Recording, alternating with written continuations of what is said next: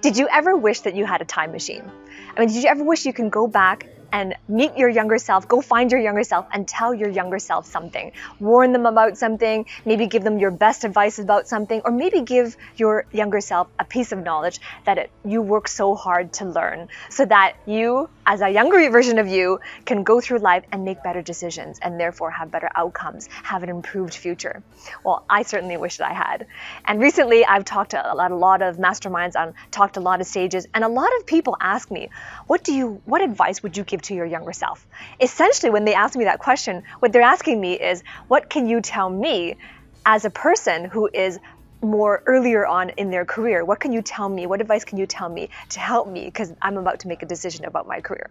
So that's what I wanted to talk to you about today. I wanted to add just that question and give you my best advice, actually 9 pieces of my best advice that I would give to my younger self when I was at the age of 18. So this is like right after high school. So let's go and I'll share with you my 9 best pieces of advice. Advice number 1, your career is a marathon, it's not a sprint. I mean, let's face it, you are now 18, you have your high school diploma, and you are told by your parents, by your teachers, and even by yourself that it is time now to go and make something of your life. You're told that you are thinking, your fallback question in your mind is, who do I want to be when I grow up? What do I want to do? What do I want to do in my life? And that question is always on the forefront. It's your fallback question. It's your question that you wake up and every day you're thinking about this question. But your career is a marathon, is not a sprint.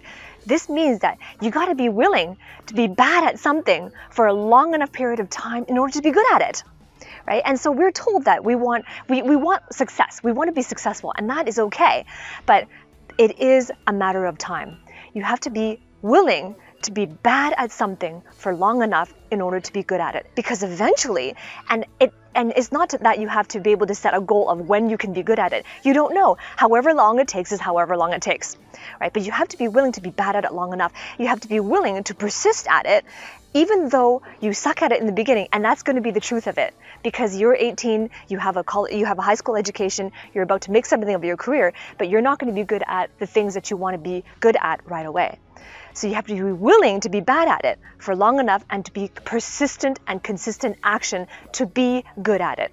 Because how are you going to know if you're good at something if you haven't been doing it for a long enough period of time? How are you going to know what being good at it looks like and how it feels like? Right? And so the only way to be good at something is to be bad at it for long enough, because then eventually you're going to run out of bad ways of doing it, and the only thing that's left is going to be the good ways of doing it. So you figure out what doesn't work, and eventually you will figure out what works. Advice number 2, most success comes from repetition, not about trying new things. You see, the school system has programmed us to fail. It programs us to believe that if we try something and it doesn't work, that means that we have failed. And then what most people usually do is they sense that it's not working for me, it's not working, and so they move on to something different. Okay, this isn't working, I'm going to try something different, I'm going to try something new until I find what works.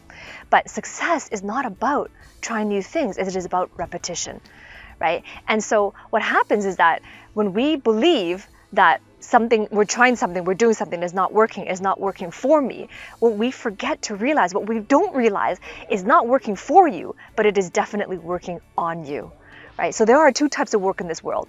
Everything that you can possibly do, everything that you can possibly try or embark on, there's 2 types of work that you can possibly do.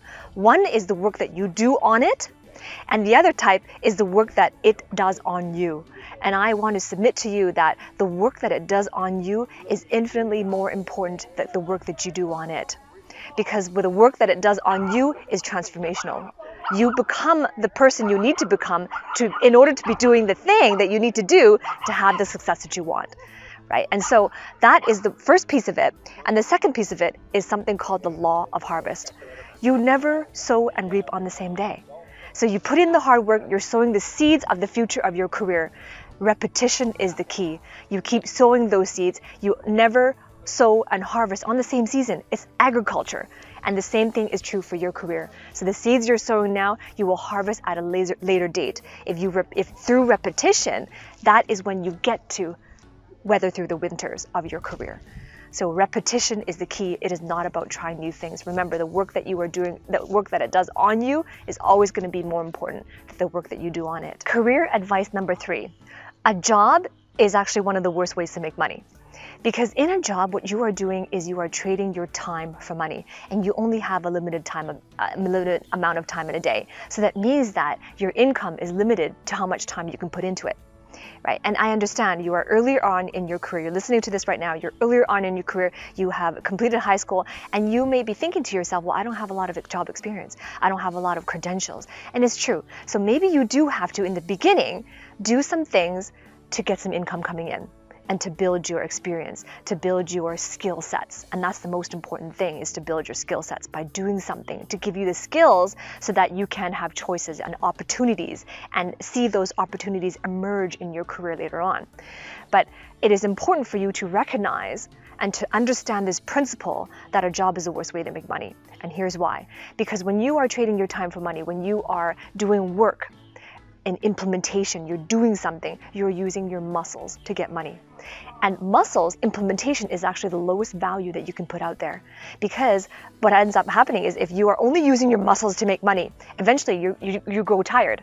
And you only have a certain amount of energy and time in a day, so your income is capped at a certain level.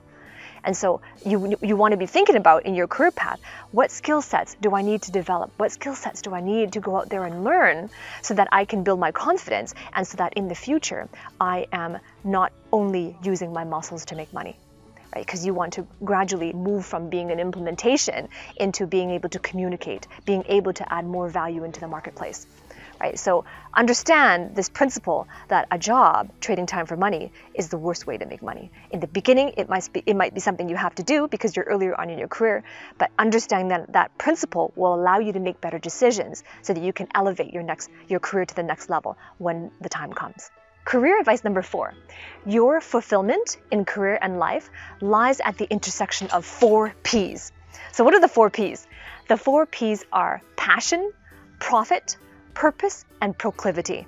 So let me go through them one by one. Okay, so number 1 is passion. And when I say passion, I'm really talking about your true interests, right? The things that you value, your highest values. I'm not talking about what other people told you should do. I'm not talking about what your parents or your teachers or your friends are doing that kind of looks interesting. I'm saying that you have to reflect upon yourself at the end of the day, when you don't have to worry about what other people think. What are you truly interested in? What do you truly value? What lifestyle, what future do you really want for yourself? And what does that look like? What does that feel like? That is your passion, right? Not what other people tell you or what you think you should do. If you catch yourself talking about shoulds, that's not you talking. So authentically, what do you truly value? That is your passion. The second P is purpose. Your purpose is really, what were you put here to do on earth? That is your true assignment. You have an assignment here to do. You have an assignment that you must rule over. What is that assignment? What is the purpose of your life? Right? And that takes a lot of reflection. But once you know your purpose, it is bigger than yourself. It could supersede you. It could go beyond you. And that is what keeps you motivated. The third P is profits. Let's face it. You need to make a profit, not just from a practical standpoint, but also to meet your passions, right? But also to help the people you love, also to support the people you want to support, also to build a legacy you want to build in the future. So a career is built for profits, and you need to be able to turn a profit, right? So profits is the third P, because you will not find fulfillment if you're not making a profit as well, right? And so money is important, and money is a good thing. It is very noble to add value into the marketplace and to make a profit in return. So profit is part of the 4 P's in fulfillment. The fourth P is proclivity. Yes, that is a big word, and I'll define it here. Proclivity is basically what you're good at, right? If you have proclivity in a certain area, that means you dominate it. And that goes right back to purpose. An assignment. What assignment you have in this world, and how can you dominate that assignment? You can only dominate it if you have proclivity in that domain, meaning that you're really good at what you do, right? And so when you're good at what you do and you have those other 4 P's, then you are contributing something that the world needs, and that at the intersection of all those 4 P's is where you can find your true fulfillment in career and in life. Career advice number 5. People will only do anything for one reason only. It's because they feel like it, right? This applies to you, it applies to your friends, it applies to anybody you could meet in your future that has an influence and an impact on your professional future. So This includes like future bosses, potential hiring managers, recruiters, people that you want to in your network. Everybody, we all do anything at all for only one reason, because we feel like it. So this is a very important principle for you to grasp and to really understand, because if you find yourself unable to build momentum in your career or unable to gain momentum in your career, then it's time to reflect. You're not feel like doing it. You don't feel like doing it. Why don't you feel like doing it? So it's time for you to get yourself to feel like doing it. And in addition, because you're earlier on in your career, you're going to be meeting a lot of new people. You're going to want to meet key individuals as well. And they have that as well. They will only do something because they feel like it. So then your question becomes, how do I get them? How do I motivate them to feel like doing the thing that you would like them to do? How can you get them to do that? Right? And so that is a very key principle to understand, is that we are emotional beings. So talk to people with emotion, right? Talk to people as an emotional being and understand that others have emotions as well. So as soon as you understand that, you will make better connections and you will make more meaningful relationships. Career advice number 6. Failure and success are two sides of the same coin. Right? You might be hearing that and you might be wondering, that's impossible. They are so different and one of them is unwanted. So let me illustrate. When I was in high school, I took a French class and I was the only non-Caucasian student in my French class. There was something like 5 of us there. And at the end of the school year, we were to give a huge project. It was they called it the grand projet, which means the big project of the year. And I went and I put my heart and soul into it. And one of the requirements to do well was that you had to get up in front of the class and to present your project in French. And so I did that, and I just felt like it was a complete failure. I felt like I completely bombed in it. But when I got my grade back, I got an A. And my peers as well in the classroom thought that it was really well done. And to this day, even now I think about it, I feel like I failed. So you see, the difference between failure and success is one thing, it's perception. We perceive we fail because we perceive that the outcome is not what we expected. Or we perceive that we fail because we perceive that the work we did wasn't working. Remember what I said earlier, it was working on you, right? So failure and success are the same, two sides of the same coin, because they have two things, very important things in common. First of all, both failure and success are not permanent. Right? You cannot fail forever and keep failing forever as long as you identify what you're doing that doesn't work and you change it. You can also not continue succeeding forever because the marketplace and things around you are always changing. So failure and success are neither permanent. And the more important distinction is that both of them do not define your identity. Neither failure nor success define who you are as a person. They don't identify you, they don't define you. So failure and success are the same in that sense. And also the third thing, I'll throw this in as a bonus, they are features of your journey. Failure and success are features of your career journey. So they are the same. But the distinction between whether or not you see them and experience them as a failure versus success is perception. Right? So understand that principle and you will go far. Career advice number 7 is to accept the law of advancement. So what's the law of advancement? It is simply like this. What goes up must come down first. So let me give you an example. I do martial arts, right? I love doing Muay Thai, and Muay Thai is a kind of like boxing that's from Thailand, right? And I've been doing this for a couple of years. And when you go to punch someone, right, you have to wind back a little bit before you punch forward. So if you don't understand martial arts, let me give you a simpler example. If you want to operate a slingshot, right, a slingshot, like a Y-shaped thing, you have to pull back on it before you release the pebble or the stone, and then it'll go project forward. And the same thing is true with your career. You have to wind back first.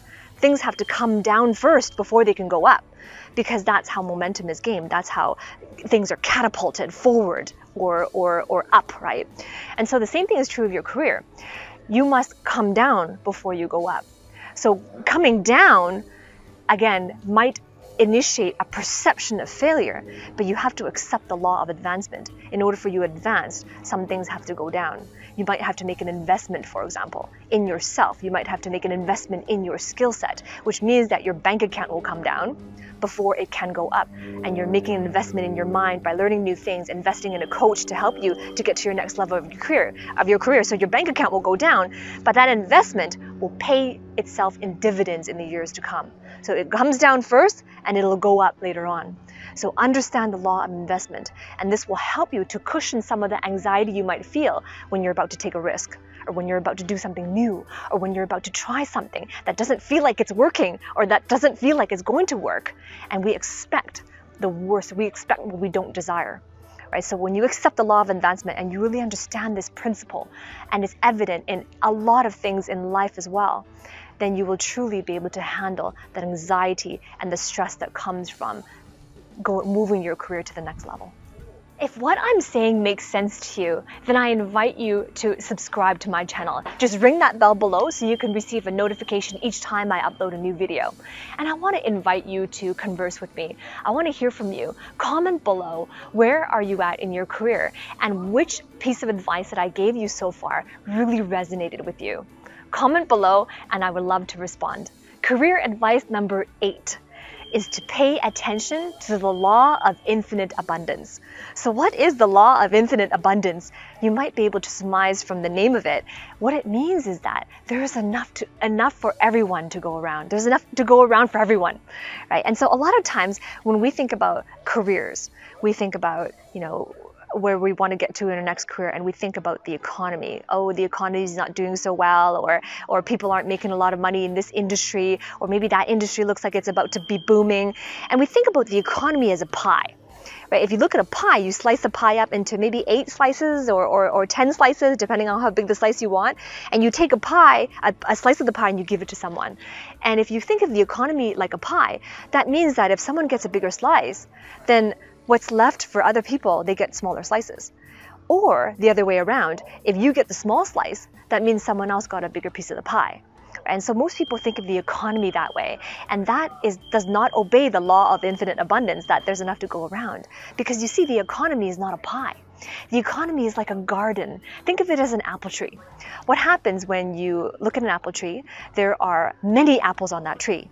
Right? You take one apple, which is your share, you eat that apple, you consume the apple, and there are at least 6 seeds inside of that apple. You take that core, you don't eat the core, you throw away the core, and what ends up happening is that each seed plants a new tree.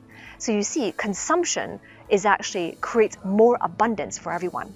And that's really what the economy is. So there is enough to go around for everyone. You might be thinking at this stage of your career that you got the short end of the stick because you're young, you're inexperienced, or maybe you don't have the credentials you feel like you need to have. But there is infinite abundance for you as well. Just because you perceive that someone else might have the bigger piece of the pie right now, remember, the economy is not a pie, it is an apple seed. When they consume, they benefit you. When you consume, you benefit others. It is the law of infinite abundance. So accept and understand that law. That will help you to ease some of the perceptions that you have that could be preventing you from taking your career to the next level. Are you ready for my last advice for this video? Okay, here it is. Career advice number 9. Here it is. Take ownership of the result before you know the path. Take ownership of the result before you know the path. This is the common denominator of success. You see, most people, they want to know everything before they even do anything. But life and career does not work like that. You don't get to learn anything until you start doing something. Right? Learning in action, learning in motion. Because in motion, when you're taking action, that's when you start to get feedback. You get feedback from other people. You get feedback from the marketplace. You get feedback from the industry. You get feedback from the thing that you're doing. You get feedback from the universe, and things start to emerge. So you don't get to learn anything that will help you catapult your career until you start doing something.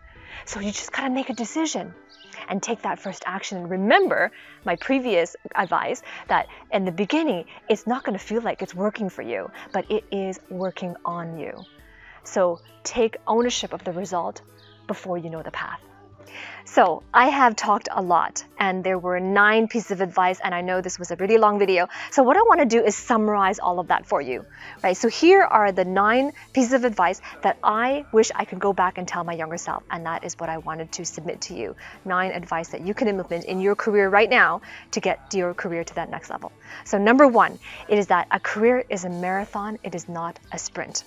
right? Advice number 2 is that most success comes from repetition, not from trying new things.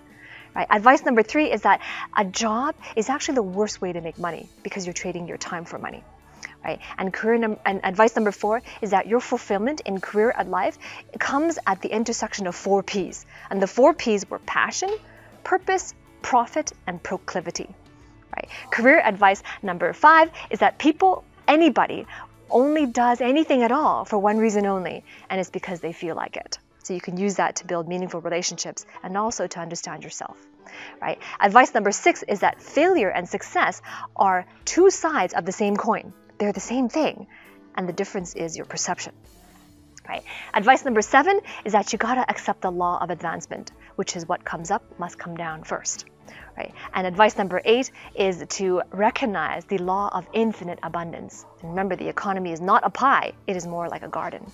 And career advice number 9 is that you must accept and you must take ownership of the result before you know the path. So I hope that you found this video helpful, and I hope that some of it made sense to you. If it did make sense to you, please comment below which of the 9 pieces of advice really resonated with you that you are going to implement right now in your career.